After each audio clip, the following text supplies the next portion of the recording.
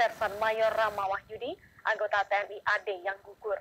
Suasana duka menyelimuti keluarga almarhum yang 6 jam sebelum dikabarkan meninggal masih sempat berkomunikasi dengan almarhum.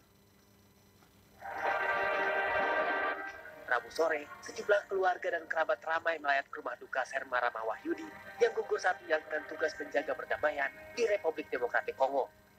Istri almarhum, Nita, tampak tak kuasa menahan sedih.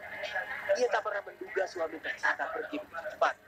Pasalnya 6 jam sebelum dikabarkan gugur, Nita dan anak-anaknya masih sempat berkomunikasi dengan almarhum lewat panggilan video. Saya waktu itu tugasnya hampir malam kemarin sedang berjumpa dengan anak-anak kita dalam keadaan sehat, jarak tugas sedang kembali tugas yang berlanjut. TNI Angkatan Darat sendiri saat ini meminta pihak terkait menginvestigasi kasus ini. Ini diperlukan untuk melakukan evaluasi terhadap pasukan yang digelar di sana.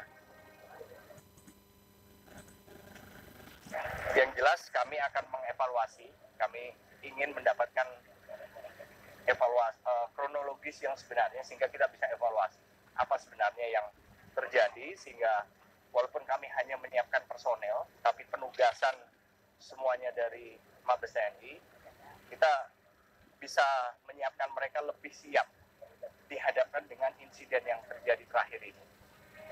Rencananya, Serma Rama Wahyudi akan dimakamkan secara militer di Taman Makam Pahlawan Pekanbaru, Riau. Dian Novitra, Pekanbaru, Riau. Rencana aneksasi atau pengambilan paksa wilayah tepi barat yang akan dilakukan oleh Israel memunculkan gelombang protes baik dari warga Palestina maupun Israel.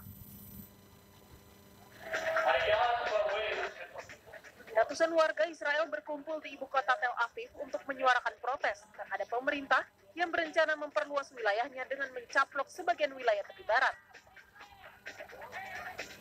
Sebagaimana diatur dalam perjanjian damai yang diprakarsai oleh Presiden Donald Trump, Israel akan mengambil 30% wilayah sengketa tersebut.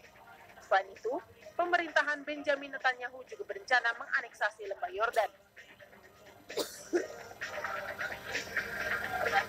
Aksi protes serupa juga berlangsung di Yeriko, tepi barat.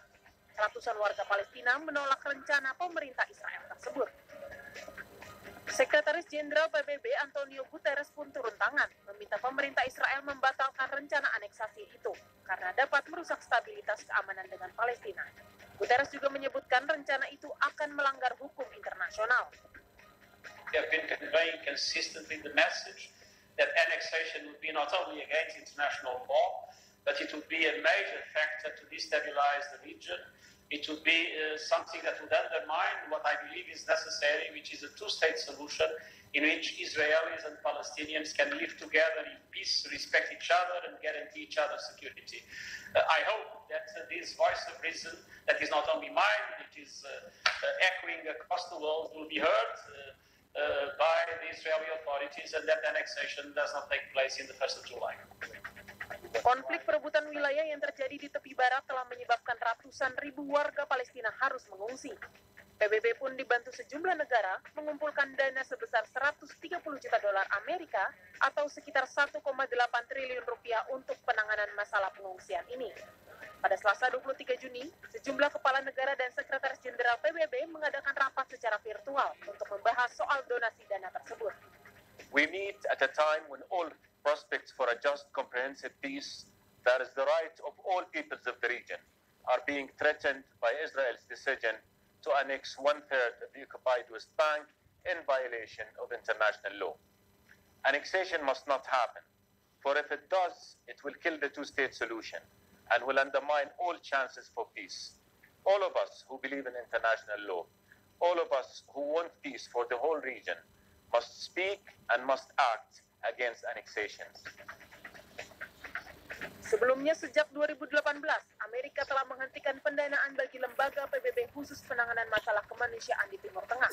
Hal ini menyebabkan sejumlah langkah perdamaian dan penanganan bantuan untuk mengatasi konflik Israel-Palestina pun terhambat. Nurul Forestianti, CNN Indonesia.